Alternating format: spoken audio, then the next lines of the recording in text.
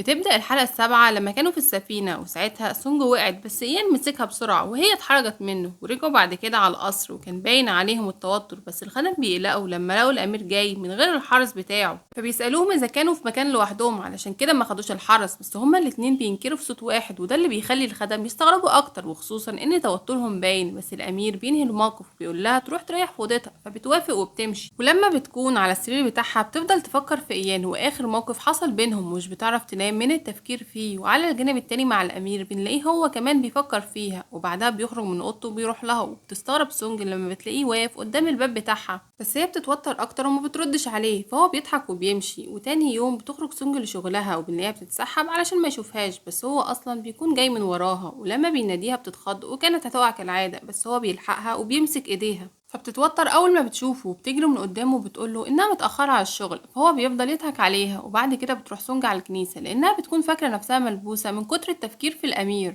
بس لما كانت هناك بتشوف مين، وقتها بيرن عليها الامير واللي كان بيقول لها حاجه بخصوص التجهيزات بتاعت حفله زفاف، بس ساعتها بينادي عليها مين، فهي بتضطر تقفل مع الامير، واللي بيتضايق جدا ان مين معاها وبيلاحظ هيون كده وبيفضل يضحك عليه. اما في عربيه مين بتكون سونج راكبه معاه، وساعتها بتلاحظ انه بيبتسم وهو سايق، فبتقوله انه شكله بيحب السواقه زي الامير بالظبط، وبتفضل تتكلم عليه. فمين بيتضايق لانه بيحس انها بدات تحب ايان. ولما بيوصلها لشغلها بيقول لها ما تتعلقش بايان لان كده كده مصيرهم يتطلقوا، وده ممكن يجرحها في الاخر، فهي بتزعل من كلامه بس ما بتبينش، وبتقوله انها مش غبيه علشان تحبه. ولما بتوصل لمكتبها بتقول لمساعدتها انها تخلي اخوها يجيلها، وبنعرف انها تخليه وريث لاسهمها. وبنروح للقصر مع الملك الصغير وبتديله وظيفة لستة التواريخ علشان يختار تاريخ للزفاف بتاع الأمير. وقتها بيدخل الأمير وبيقوله الملك الصغير إنه بيفكر يختار أول يوم في الشهر، فإيان بيبص على التواريخ وساعتها بيختار تاريخ معين. ولما بيسأل الملك عن السبب بيقوله إنه محتاج للوقت لسه، فبيوافق الملك وبيختار التاريخ بتاعه.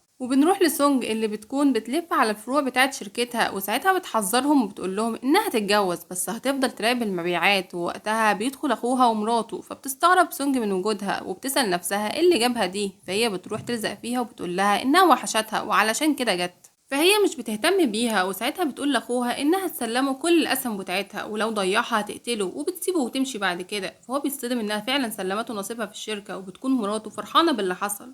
وبتروح سونج بعد كده المكان علشان تظبط اللبس بتاع حفل الزفاف، وبتتوتر لما بتشوف ايان كمان هناك، وبتعمل نفسها مشغوله بحاجه تانية، بس بتقولها تشوي انها تطلع عشان تجرب اللبس. ولما بتخلص بيقرب منها الامير فهي بتتخض، بس هو بيظبط لها شعرها، فساعتها هي بتكون محرجه من اللي حصل لانه حصل قدام الكل، فبتغمس للمساعده وبتقول لها انهم اتاخروا على شغلها. بس هيون بيتدخل بيقول لها ان الدكتور هيجي دلوقتي ويكشف فحوصات سريعه ضروريه قبل الجواز، وبيقول لها كمان انهم بكره معزومين عندها في بيت والدها لان ده العرف عندهم ان الزوج لازم يحيي والد الزوجه. وبتاكد المساعده على كلامه وبتقول لها ان والدها عارف. وبيكمل هيون وبيعرفها انه هيروح دلوقتي يودي هدايا الجواز لبيتها، وفي بيت والدها بيودي هيون الهدايا، وكمان بيقرا مرسوم ملكي كتبه الملك الصغير بنفسه وبيسلمه لوالد سونج. وبيقول لهم بعد كده ان مراسم الجواز المفروض تبدأ من بيت العروسة، بس بسبب الاحتياطات الامنية هتبدأ من المقر الخاص بالامير. وبيبان على والدها انه معترض على كلامه وعلى الجوازة دي اساسا، بس ساعتها مرات ابنه بتكون فرحانة انهم هيكونوا في مقر الامير الخاص، ودي اللي عايشة في مية البطيخ يا جماعة. بس وقتها والد سونج بيتعصب وبيقول لهيون يخلص كلامه بسرعة لأنه مش فاضي ووراه شغل.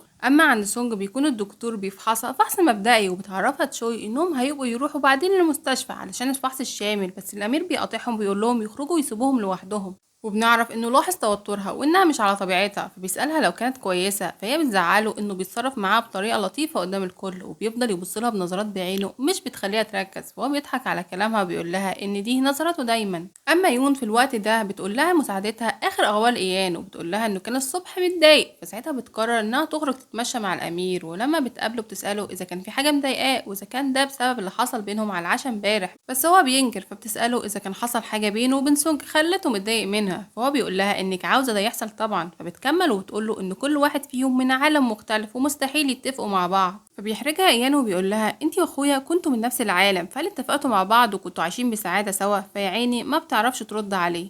وبنرجع للماضي لما كانت علاقتهم لسه كويسه، وقتها يون كانت بتتخانق مع جوزها لانه مش عايز يحضر معاها في الحفله اللي رايحه لها، فدخل الامير عليها وقتها وقال لها ان هو اللي هيحضر معاها، بس هي قالت له ان كده والده ممكن يزعق له، بس هو ما بيهتمش لانه على طول بيزعق له. وبنرجع للحاضر وقتها يوم بتعرفه ان عمره ما هيبقى فيه سعاده في الحياه الملكيه، وبنروح للورد بعد كده وهو بيفتكر الماضي لما مات الملك، وساعتها راح ليون وقال لها ان الصحافة هتعرف قريب بموت الملك ولازم يعلنوا تولي ولي العهد للعرش، فهي بتنهار وبتقوله ان الملك اتخلى عن العرش للامير، وبتكمل وبتقوله انها كان لازم تحمي مستقبل ابنها وعشان كده عملت اللي حصل. فهو بيتصدم وبيسألها اذا كان هي اللي ورا الحريقة اللي حصلت، فهي بتأكد كلامه وتقوله انها حرقت كل حاجة.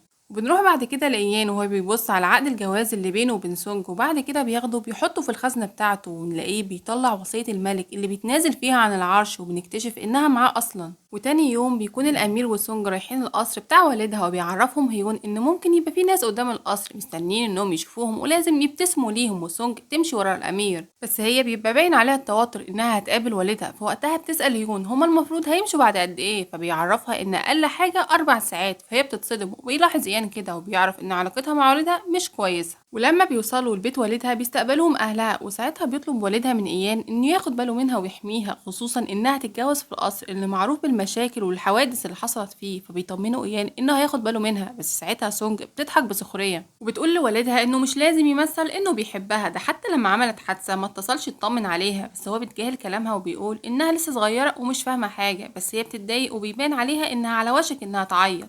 بس بعد كده بتغير الموضوع وبتسأله إذا كان هيجيب لها هدية جواز زي ما ادى لأخوها أسهم من الشركة في جوازه، بس وقتها أخوها بيقول لها تسكت لأن الأمير موجود، فهي وقتها بتقوم وبتقول لهم إنها آسفة إنها ما قدرتش تمسك نفسها، وبتسيبهم وبتمشي. أما والدها فبنلاقيه ساكت وما بيردش عليها، فبيقوم إيان وبيقول لهم إنه هيروح يطمن عليها، ولما بيروح لها بيلاقيها في أوضتها اللي بيلاقي إنها مليانة ميداليات كسبتها، بس هي بتقول له يسيبها وهي لما تهدى هتنزل، بس بيتجاهل كلامها وبيروح يقعد جنبها، بس هي بتكون زعلانة إنه شاف علاقتها مع أهلها بالشكل ده. فهو بيقول لها يا بنتي ده انا عيلتي انيل من كده، وعلشان يهون عليها بيقول لها انه هيفضل دايما جنبها وهيجيب لها اللي هي عايزاه. فهي ساعتها بتساله اذا كان بيحبها، فيان بيستغرب، فهي بتفهمه ان طريقته معاها وتصرفاته حسستها انه بيحبها، فهو بيسكت شويه وبعدين بيقول لها انه بيحبها فعلا ودي اول مره يعجب بحد. وبعدين بيسألها إذا كانت خايفة إنه ما يطلقهاش، بس بيطمنها وبيقول لها إنها ما تقلقش لأنه مش هيغصبها تفضل معاه لو هي مش عايزاه. وبعد كده بيروحوا وبيوصلها المقر وبيرجع هو على القصر. ولما بتخش المقر بتلاقي الخدم مستنيينها علشان يعرفوا منها الأخبار، لدرجة إنهم ما أكلوش، فبتاخدهم وبتعزمهم على الأكل بره، وبيكون من ضمنهم الجاسوسة اللي معيناها يون واللي بتحس بتأنيب الضمير لأن سونج كويسة معاها. وتاني يوم بيروح الأمير لمين فبيستغرب من زيارته، بس أول ما بيخش بيقول إيان من غير أي مقدمات إنه بيحب سونج وعلشان كده لازم ياخد باله من تصرفاته معاها.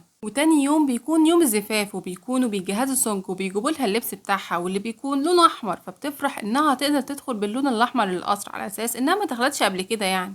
اما عند مين فبيلاقي يون في وشه واللي بتسأله لو هو كويس ولا لا، فهو بيستغرب من كلامها، فساعتها بتعرفه انها تستنى اليوم اللي مش هيقدر يتحكم فيه بنفسه، وبتسيبه وبتمشي. وبنروح بعد كده لوقت الزفاف واللي بيبدأ في مقر الامير، وبتخرج سونج وبينبهر بيها الكل حتى والدها بيبقى متأثر، وبتروح سونج للقاعة اللي فيها الامير، بس وهي ماشية بتتكعبل بس بتلحق نفسها وبيضحك ايان عليها.